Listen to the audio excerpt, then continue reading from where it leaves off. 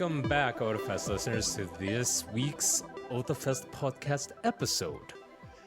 I'm Jay, and joined by me are Nancy and Angelo. My God, it's like Gasp. Could you have guessed? It is we. I certainly couldn't. It was a surprise to me too, listeners. Before we get too far, Otafest 2022 early bird tickets are available. Head to otafest.com for all the details. Artist Alley and vendor applications are open, so remember to get those submissions in. And a quick reminder that Otafest 2022 will be a 2-day event rather than our traditional 3-day event.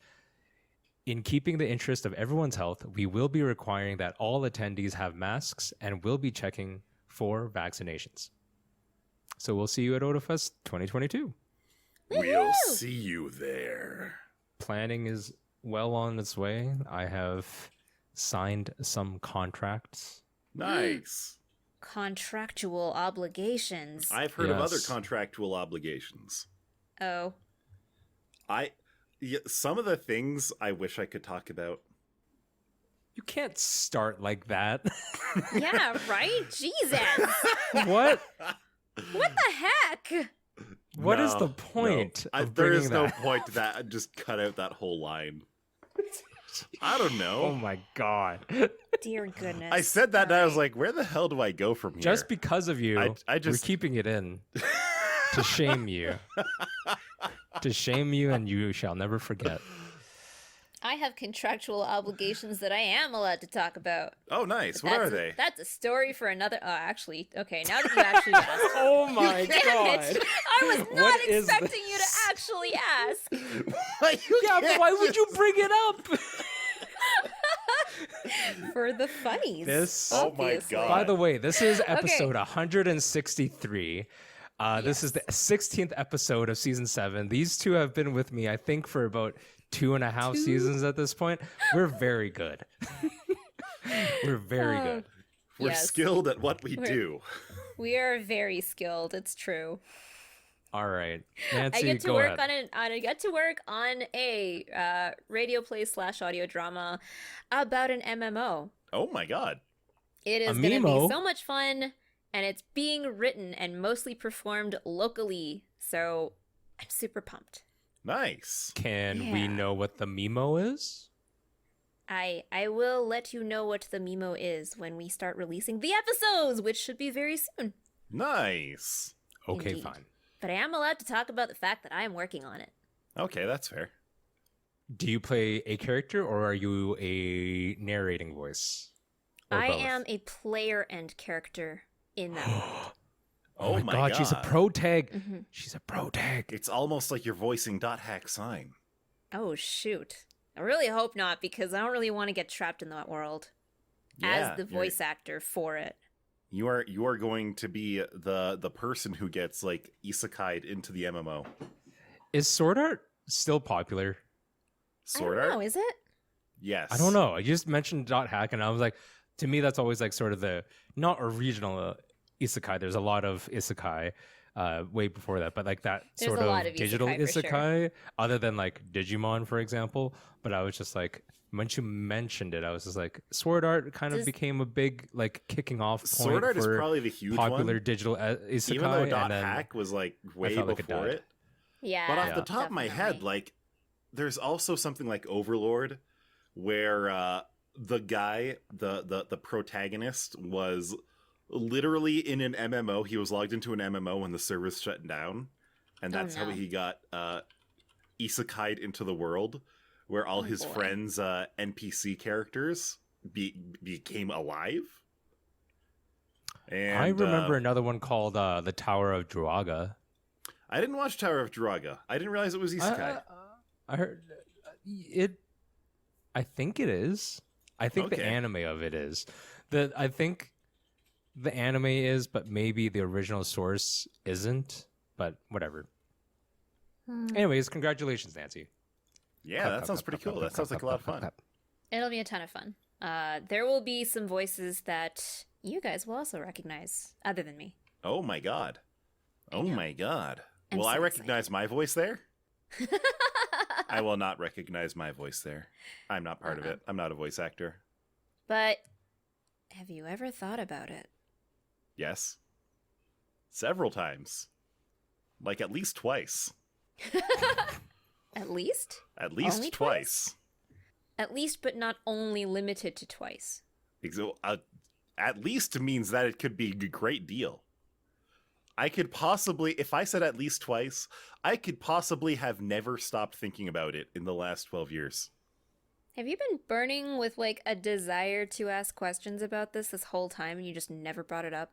No, not really. I'm pretty bad at asking questions. Apparently.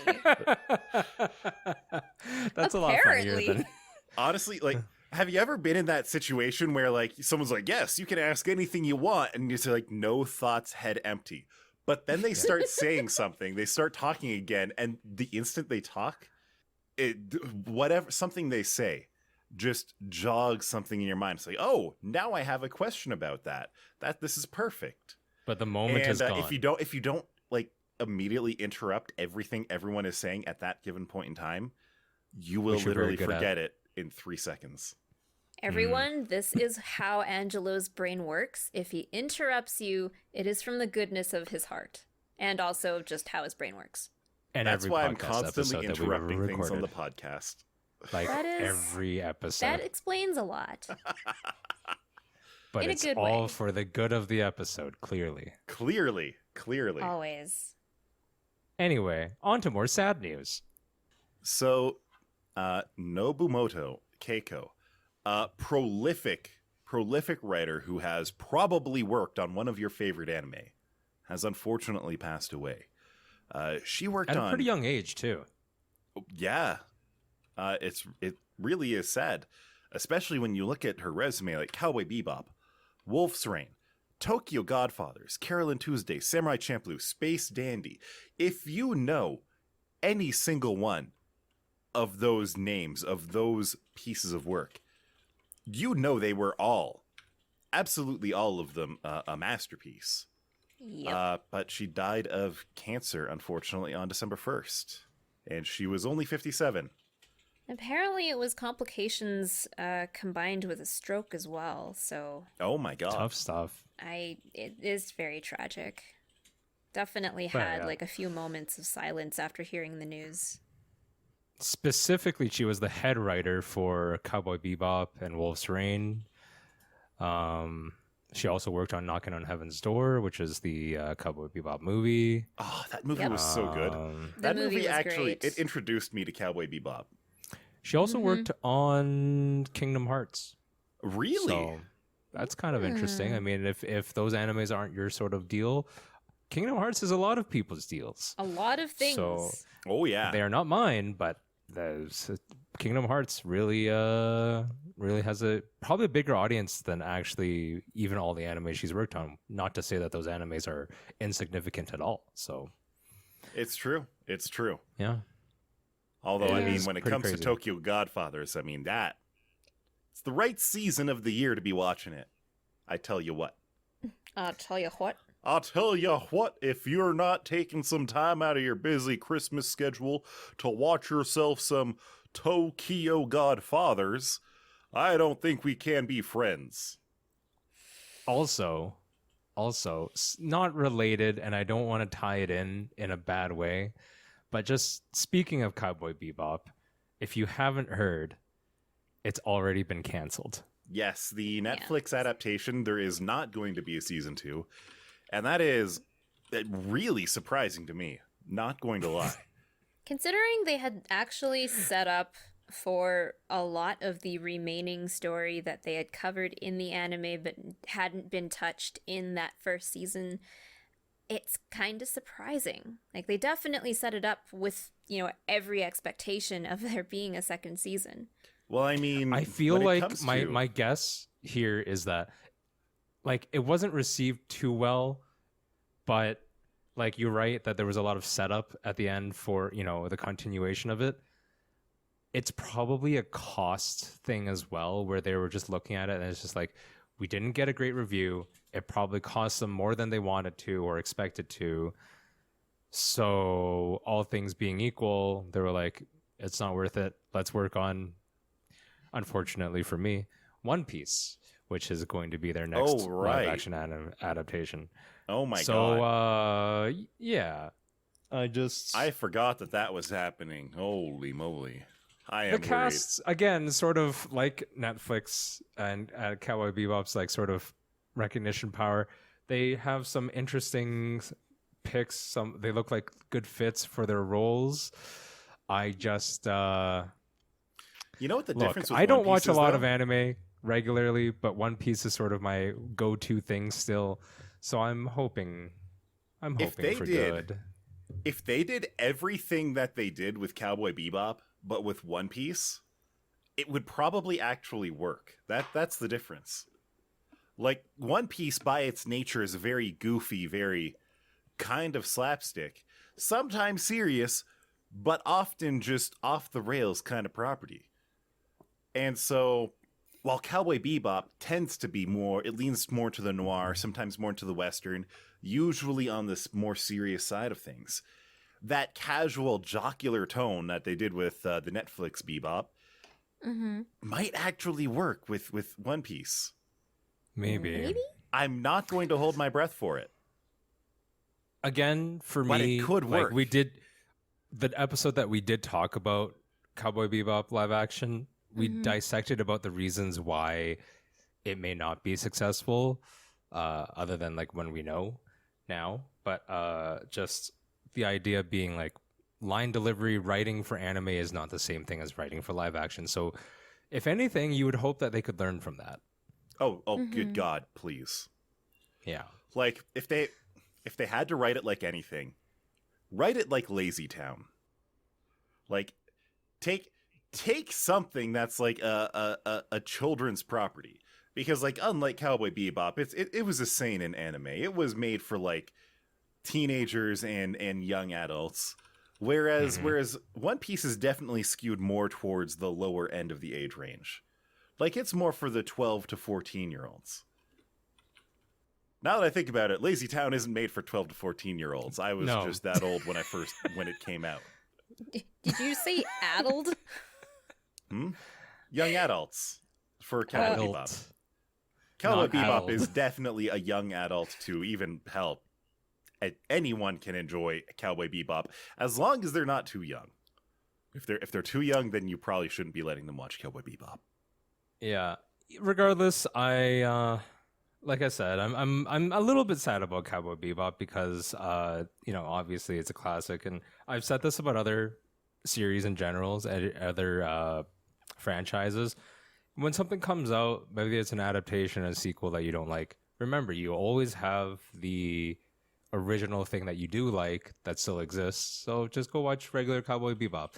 And like the Avatar, the Airbender movie that never was a movie, there's a lot of things that you can just ignore and you can still just stick with the source material. I'm hoping I don't have to do that with One Piece, but I assume I might have to. It's just like how episodes 1 through 3 and 7 through 9 don't tarnish the glory that was the Star Wars Christmas special, you know? Oh. Just because those other things yeah. exist, don't make the Star Wars Christmas special bad. I've never actually seen the Star Wars Christmas special. You're allowed to like what you like. I should actually be saying you. the Star Wars Christmas special doesn't make the original trilogy worse. Before we move on, though, I want to make a correction. I confused Keiko Nobumoto's passing with a different writer. She did not pass away from complications combined with a stroke. That was a different writer, Ms. Anne Rice, who was known for The Vampire Lestat and The Interview with the Vampire, etc., etc., setting us all up for a future with Twilight in it. Oh my god. Yes, that Anne Rice has also passed away this weekend. I enjoyed Anne Rice stories, even though I've literally only watched the movie Interview with a Vampire. I thought it was good. It was good. good. I really liked that movie. It was great. I don't know if I've ever not to divert partaken. too much, but that was a mistake on my part. It's okay. No worries. But you know what wasn't a mistake on our parts? The Video Game Awards results. Yeah. Let's go. We were so good. We were great. We were great. I actually, someone I know who listens to podcasts, listened to the Video Game Award episode, which was of course last episode, and they were like, I don't know if I agree with what you guys said about, like, this is pre-results, of course, about like who's gonna win Video agreed Game with our Award. Guesses, or agreed with certain things we said about our guesses? No, just like they were like, out of the categories for the Game of the Year, they were like, no, yeah, like, because we generally chose It Takes Two. We're like, we looked at all of them. Some of them were like Angela was saying, like, oh, I haven't seen enough of it, I don't know about it. Nancy, you were saying you have played Takes Two. You were like, it's a great game. I haven't played it, but I watched it, and I sort of try to pay attention to, even if I've watched a lot of the games, or like I try to pay attention to what I would call its like durability in terms of like lasting popular pop culture sort of relevance, right? And we chose, generally speaking, we chose It Takes Two. And my friend disagreed and was like, well, there's like just other games that just seem like they would hit more commonly and whatever. But the reasons we gave were things like it sort of hits on different notes than other games normally. The multiplayer aspect is a plus. Like it doesn't take away from the game at all. It just hits different. And it won. And probably for pretty much all of the reasons that we described, the way that we felt about the game. Aside from, because it's not like there were, bad nominees, but No. they usually just they were just more of the same kind of thing you normally see. Not to like say they don't distinguish themselves in any way, but It Takes Two absolutely distinguished itself in several ways. So we win. We chose the right game. I'm very So pleased take that. it won.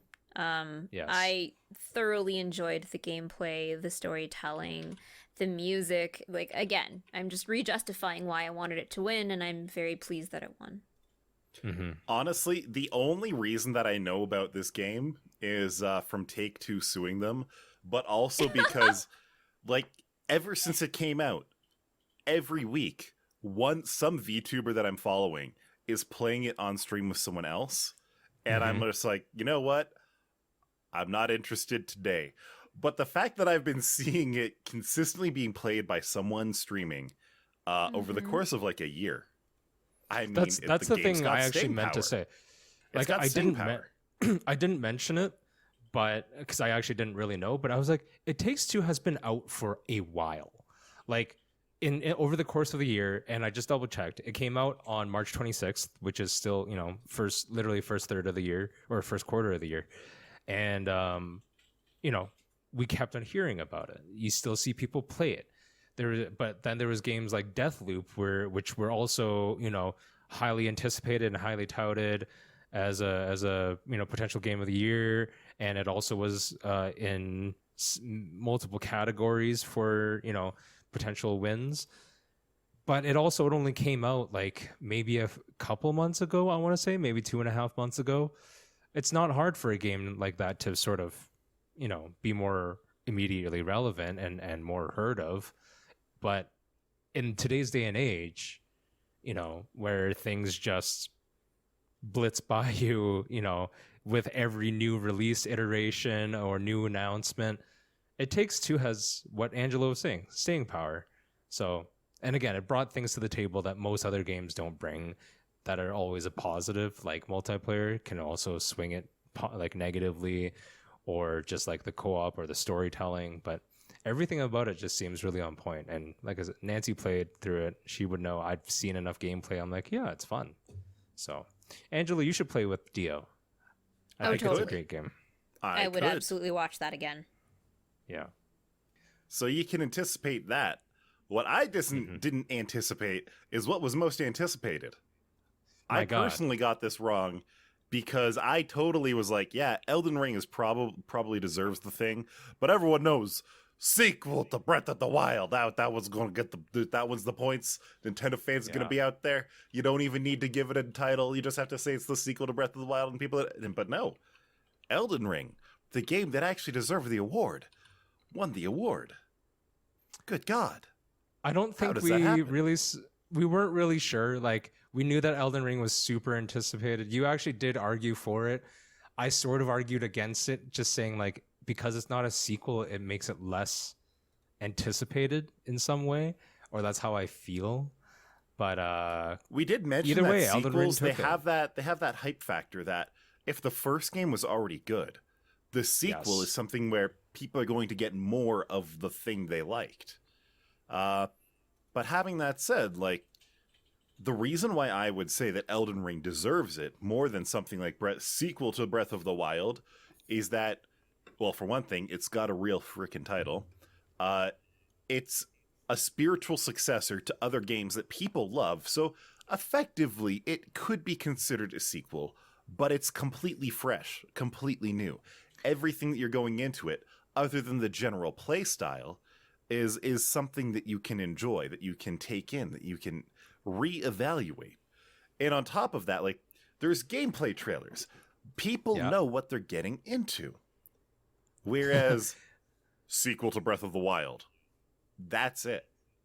That's all there is. and they quite still didn't frankly, announce anything else for that. I'm glad that the Nintendo fans didn't win that one. They didn't deserve it that time. I'm just happy it wasn't Starfield, because none of us knew anything about Starfield. we Well, were I'm like, pretty what is sure this? just because none What of is us had this? ever heard of it before means that it wasn't going to win. Oh, absolutely. Like, I may not be a that little well out of connected. touch See, boomer. here's the thing. But We're we're not that out of touch. we're not saying that we're like, yeah, we're never like the most on top of it in terms of like media knowledge and pop culture knowledge. But I would say that because we're less super into like hype circles, but we're a little bit more fringe. It's actually It also a better, insulates us it's a little bit from hype. Yeah. No, it insulates us from hype, but that's the reason why we're actually better at figuring out Judging these like things? something like potential, whatever. Because if it's sort of, it's like back in the day, Pokemon. Our parents did not grow up with Pokemon. It is our generation who grew up with Pokemon. My mom probably only barely knows what Pikachu is, and she probably doesn't know any other Pokemon. But because it takes a huge amount of recognition and brand power, even she would know like Mario, Pokemon, that kind of thing. So that's sort of where we're at, except still a little bit better, but we'll age ourselves out naturally. It'll be fine. Man, you started saying like, yeah, we know how the Pokemans works. And I was like, yeah, I know the Poke rap. I could almost sing the whole thing if I had the music going on the background. And that's only like, 1/10 frankly, of the Pokemon. After Gold, Silver, Crystal, I couldn't name almost any Pokemon. I think the only Pokemon that I can name after that is Emolga, and that's because of how much it pissed me off in Pokemon Black and White. Oh, because it has static? And every time you hit it, you got paralyzed? No, it's a flying electric Pokemon. I've ranted about this, I'm pretty sure, on the podcast before.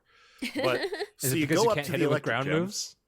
Every single NPC on the way to the ground gym is like, oh, the next gym's an electric gym. You'd better bring yourself some ground Pokemon. And I'm like, oh, okay, great. We're in this desert here. I'll pick up this snappy little crocodile thing. It's ground dark. It's kind of cute. Mm-hmm. I'll grind a little bit of it, and I'll just sweep this gym, and then she throws out an Emolga, and none of the ground attacks work, and she's using flying attacks on the ground thing, and it's one shot. I spent an extra hour and a half trying to grind this stupid thing. And it also does have static for what it's worth. So when you hit it, you can get paralyzed. So I was right about that. So I finally take down one, and she sends out another goddamn Emolga. She just has two of these flying electric rats. And it's just like, I understand if I made the choice of getting a ground Pokemon, like if no one had just said, if the NPCs were like, oh, the gym coming up is an electric gym, and I was like, haha, I'm going to go find myself a ground Pokemon because I'm smart, then I could blame me for it. But the NPCs, they're always like, oh, it's an electric gym coming up. You'd better bring a ground Pokemon. They baited me into it. Here's a question. They were just like, Dude, we're going to do this to you, and you're going to feel like such a goddamn idiot for listening to the game. And I'm like, I have two questions for you. I two do questions. feel like an idiot. Sigh. First question would be, how old were you when you played this? Pokemon White? Yeah. Like, I was like 25. Okay. Now, understanding that Pokemon is a franchise for children, which is okay, I'm not. But do you think that, like, Emolga inclusion for that gym leader screwed up kids more or screwed up you more? Oh, it absolutely screwed up me more. Absolutely. Okay. Just to be clear. 100%. Kids, they would have been like, oh, what a cheeky thing. It's a good thing I didn't bother catching a ground Pokemon because all I care about is having my starter. So here's the other whereas thing. me, the learned adult is like, I want to sweep through this game as fast as possible because I got shit to do. And then it wastes an hour and a half of my time grinding this stupid goddamn ground Pokemon. I'm going to go ahead and say that if you had ground Pokemon, they probably learned rock moves, and Emolga's super weak against rock moves. You should have just used rock moves. But anyways. But every time someone brings up Pokemon Black and White, that's the one experience. That's the only thing I remember from that game. How stupid the electric gym was.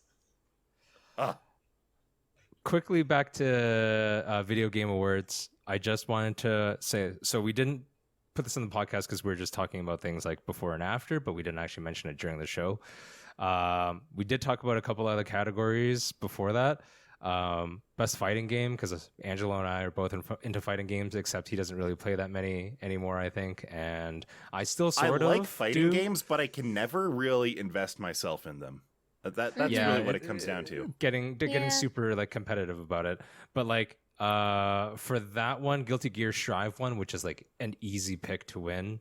I think the only other contenders in the thing were like Street Fighter V or maybe Melty Blood or Grand Blue Versus. And Grand Blue Versus I think is great. Melty Blood I haven't played, but I've only heard good things about. Street Fighter V is finally like finished. Yeah. And then Guilty Gear is Guilty Gear. Guilty Gear wins. Behind the screens, we also talked about like best ongoing category, which Final Fantasy 14 online Final Fantasy won. 14 won. It was a pretty much. 14. I had to say it was probably pretty much a gimme in that category. Like Genshin's in there as well. Apex is in there as well. Fortnite, like lots of big name games. So did Endwalker release after the Game Awards? I believe so, but I don't think. Do you think if Endwalker came out sooner? I know a lot of people love Endwalker. I'm not saying that Endwalker is bad because I literally don't know.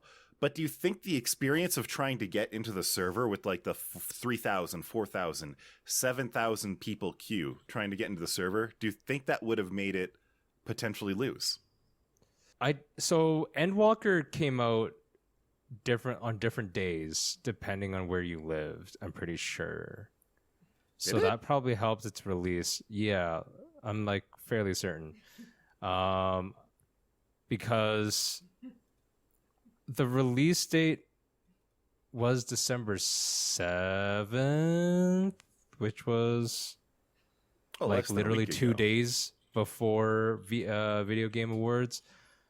But anyways, I think regardless of that, it has a stronger player base and it has like more. I think it's older than Genshin by a couple of years at least.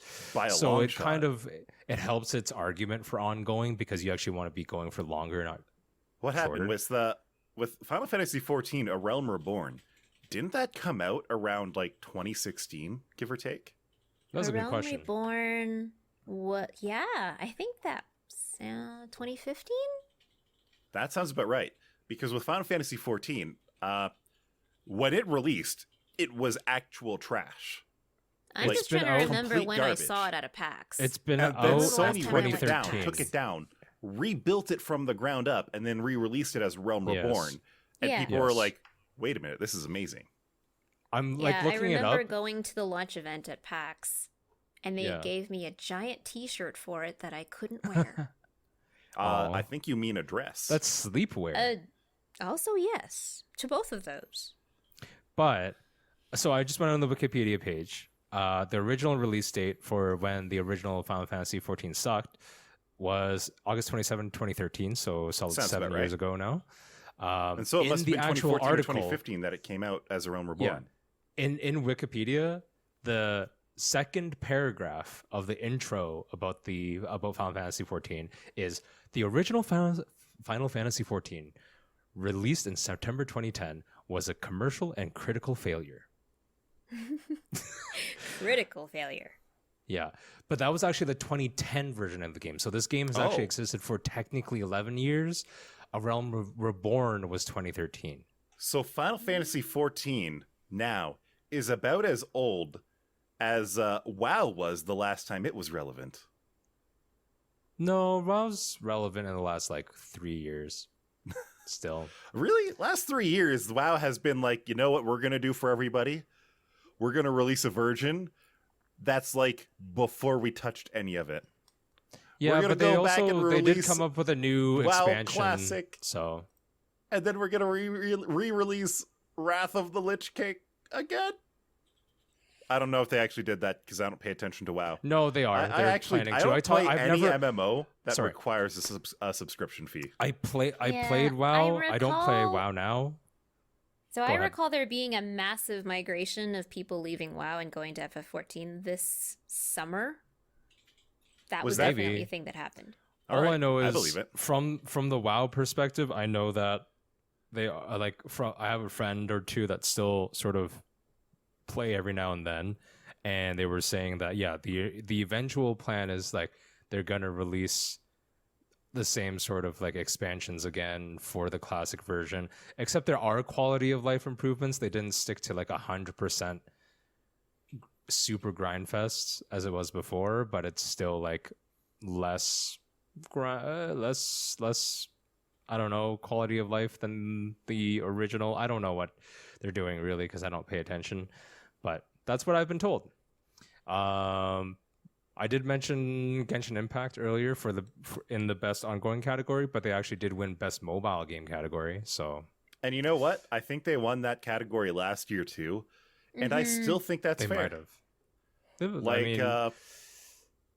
All I'm things looking at considered, the other fact that they categories fit it or into a goddamn phone still blows my mind. yeah. Sorry, I meant to say I'm looking at in the other nominees. I'm not surprised that Genshin won.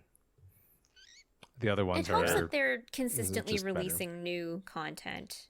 Oh yeah, absolutely. As far as even the overarching story goes, the main plot of the game, we're not even halfway through, really. There's probably another solid 4, maybe 5 years before we get through the first arc of the game. Who knows? great. Yeah. Looking forward to episode Yeah. 1000. Exactly. When we will still be talking about it. In episode Maybe. 1000, we'll be yes, and then the traveler went to the Snezhnaya, and she fought the Ice Archon. Mm-hmm. Oh, do you remember when Zhongli was released? He was such a sweet boy. 2 He had points. no money and was stealing everything from my wallet. I want to say, yes. relating to that, in some sense, I hope when we're all old, we can get into the same seniors' home and have LAN parties. Oh, hell yeah. God. They better. I'll facilitate the- it. I'll bring out one of my old computers and be like, "Hey guys, I just installed that's the not what I mean. UT99 server on this bad boy." I'm saying that's gonna be the norm for our generation when we Yeah. have to enter assisted care facilities instead of playing lawn bowling or whatever, eating pudding. And, We're going to need our VR reminiscing about- helmets.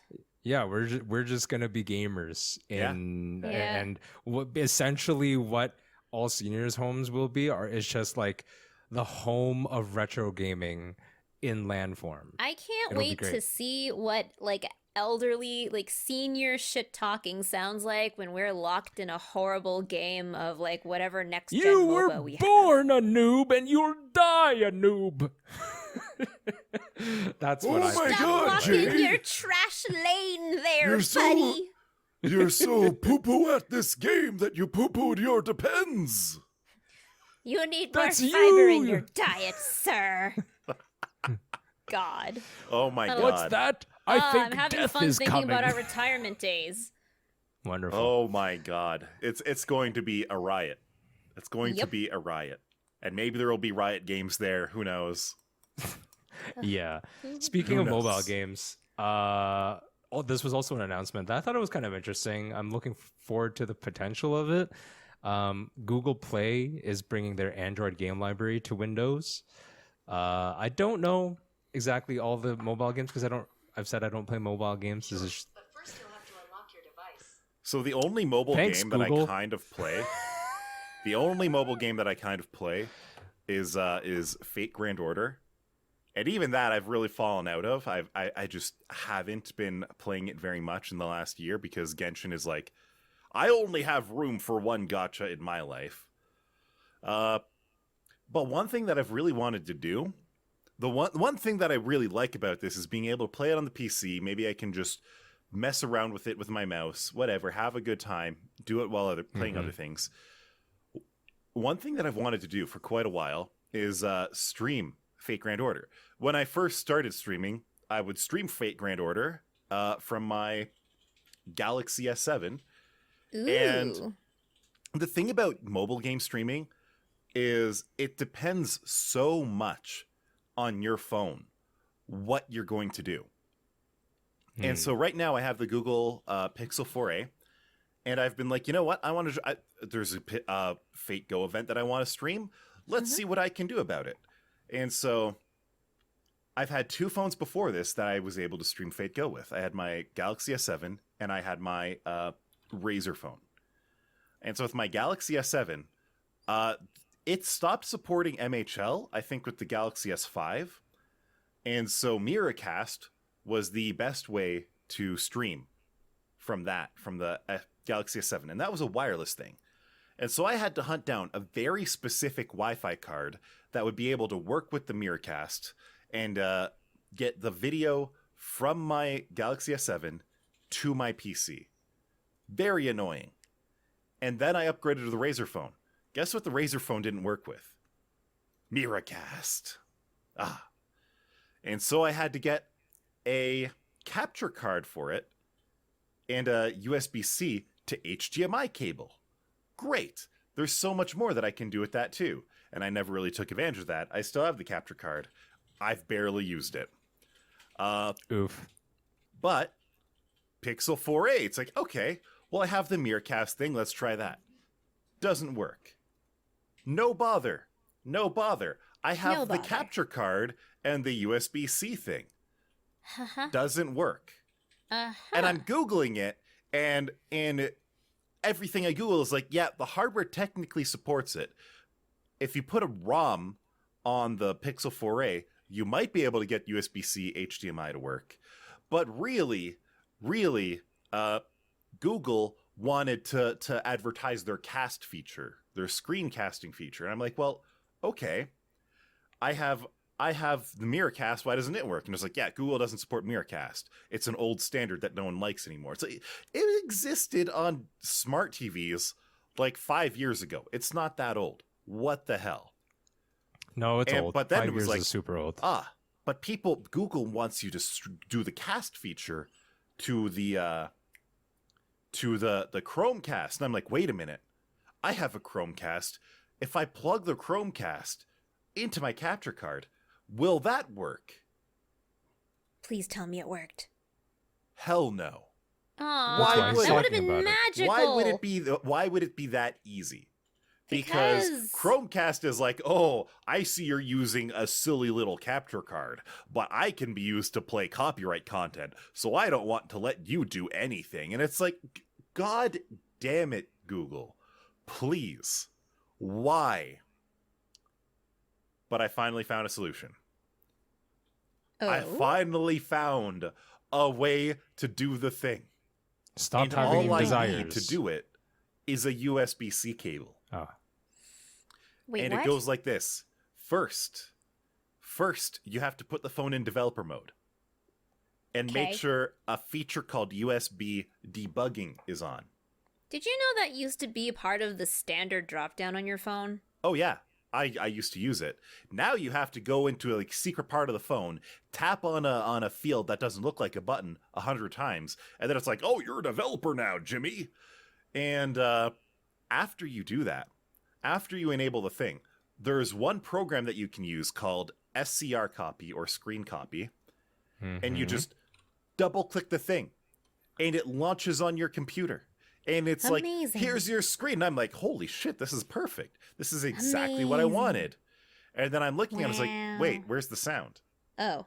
And so I double check the GitHub page of this program, and it's like, yeah, we don't support sound. No, get wrecked. Sound scrub. is for. And I'm like, Sound well, what do I is do? for rich people. The next line down was like, well, use this other program called SND copy or sound copy. Oh and I'm my like, oh, goodness, okay. why? Works exactly the same way, and you can use them both at the same time. Oh my god. Why couldn't you just The have them only together, catch. packaged together? The sound copy is like half a second off. Oh, that's gonna annoy the... Half a second off of the... But here's the thing for Nice. streaming. In streaming, you can add a render delay to the video, and because the video and the audio are separate, the render delay will act separately, right? Okay. So I can manually sync them up in OBS, even though for me, the experience will be horrible. And the audience will never know. Well, rip. But hey, now your audience will know just how much you sacrifice for them. And that's if I decide to stream mobile games at all. I don't know if I will. Ever. But the fact that I was able to finally Genshin's figure it a out, mobile game. I feel my brain grew so large that it cracked my skull open a little bit. Is that why you can Wait. run a Minecraft server now? Because did we play Minecraft? I play Minecraft. Yes. Actually, I need to quickly bitch about Minecraft real quick here. Do it. Which is, I love me some Minecraft. The people should know. I have loved Minecraft from the very beginning, since you could get a beta account. And once you got that beta account, you were promised that for all your days, you would not be charged for another version of Minecraft. And they have held their promise so far.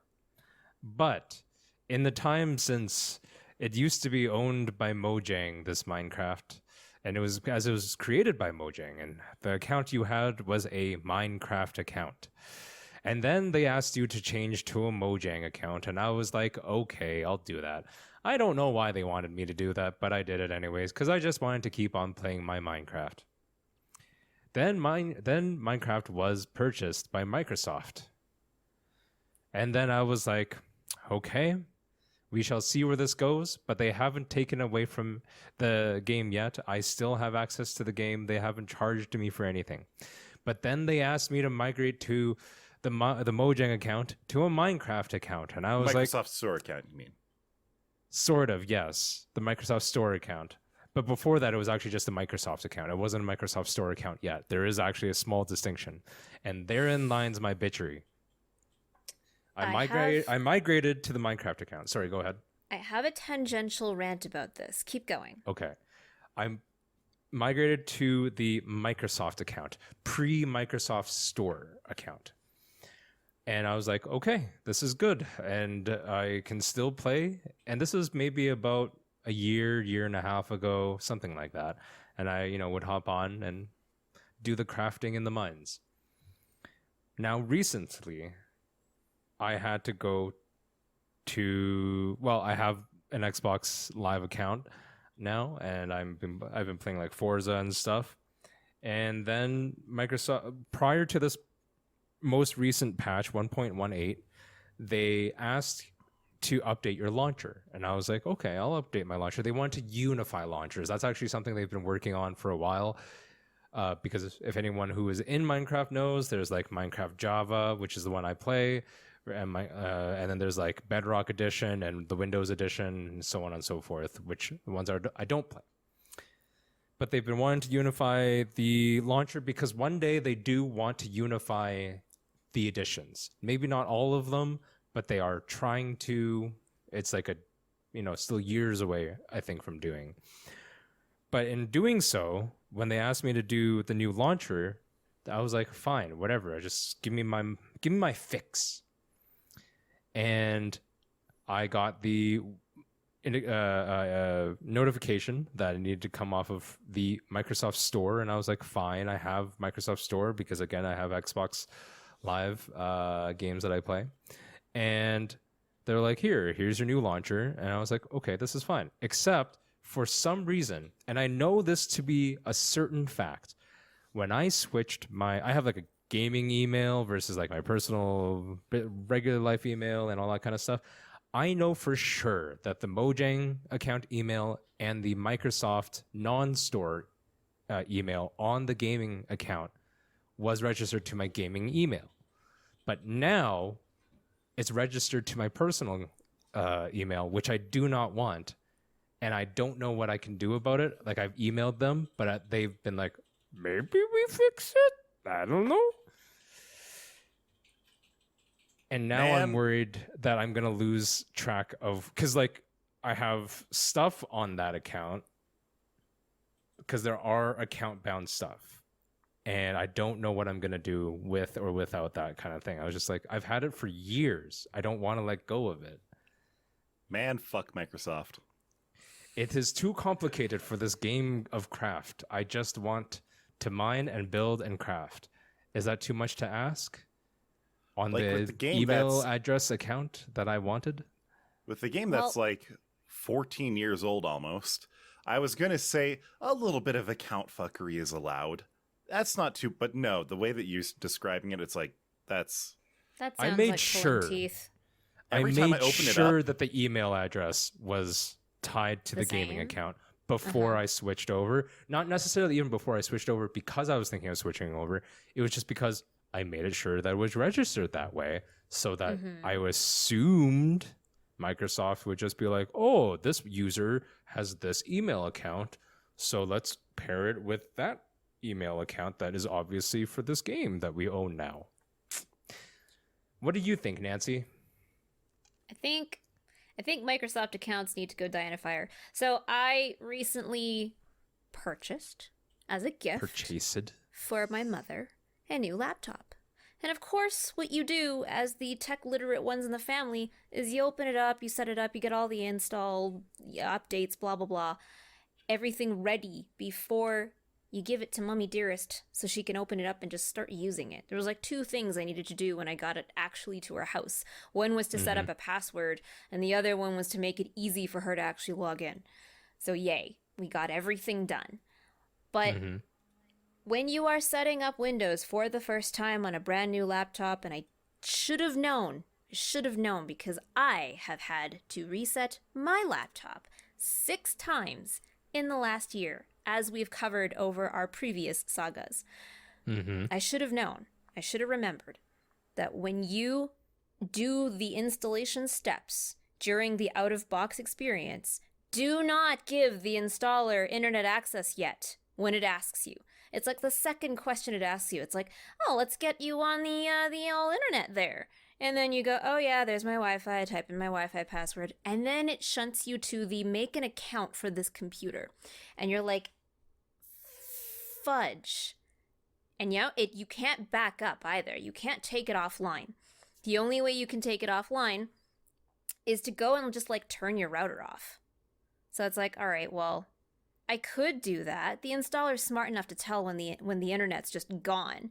Because if you don't have an internet connection, then it's like, oh, okay, I'll let you have a local account for now. And then what you do is you never give it a Microsoft account to tie into. So we did. We turned the router off for like a minute. And then suddenly the installer fast forwards and is asking you, all right, log in. And you're like, with what account? Like, I don't know. Does Windows make a default? Like, I don't know. But it's asking me to log in and we didn't give it a user. What do we do? Cue like 2 days of me trying to Google for how to do like a hard factory reset on a brand new laptop. Brand new, haven't done anything to it other than try to walk through the out-of-box experience, and it was just, and this was just because the installer forces you to have a Microsoft account. Microsoft accounts can go burn and fire. Yep. This is my TED Talk. I hear it's even worse now with Windows 11 than it was with Windows 10. I And don't- Windows 10 and Windows 8 did not make it easy to just make a local account. I don't want a Microsoft account.